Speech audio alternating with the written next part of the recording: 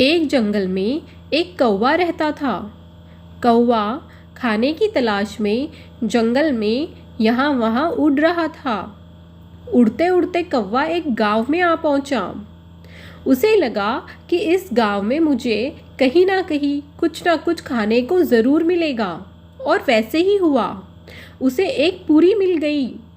एक घर में एक खिड़की के पास एक कटोरी में एक पूरी रखी थी। कौवा वो पूरी उठा लेता है और उड़ने लगता है। कौवा उड़ते उड़ते जंगल में फिर से आ जाता है और एक पेड़ की टहनी पर बैठ जाता है। उसी जंगल में एक चतुर भेड़िया रहता था। भेड़िए ने भी काफ़ी समय से कुछ नहीं खाया होता है।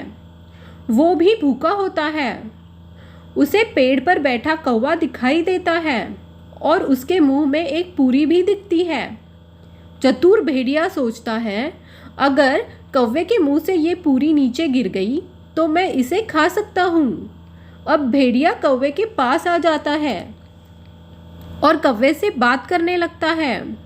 जैसे ही भेड़िया कौवे के पास आने लगता है, तभी कौवा भेड़िए को देख के उड़ने लगता है। उसी वक्त भेड़िया कौवे से कहता है, अरे मैं तो तुम्हारे सुंदर पंख देख रहा था। तुम मुझे देखकर कहाँ जा रहे हो? मैं तो तुमसे दोस्ती करने आया था। मुझे लगता है तुम इस जंगल के सबसे सुंदर पक्षी हो।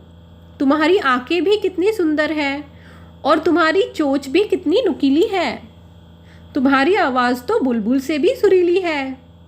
मुझे तुम्हारी आवाज़ में एक गाना सुनने की इच्छा है। मुझे गाना सुना दो ना। कौवा तो बहुत खुश हो जाता है। अपनी तारीफ सुनकर उसे बड़ा अच्छा लगता है और उसे बड़ा आनंद होता है और कौवा गाने लगता है।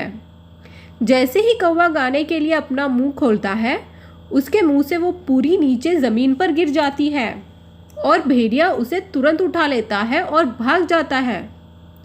कौवे को अपनी पूरी खोनी पड़ती है और कौवे को तब समझ में आता है कि भेड़िए ने तो बस मुझसे पूरी मिलाने के लिए मेरी तारीफ की थी और मुझे चने के झाड़ पर चढ़ाया था, और जैसे ही मैंने गाना गाने के लिए अपना मुंह खोला, मेरी पूरी नीचे गिर गई और उसने उठा ली और मेरी पूरी लेकर भेड़िया भाग गया।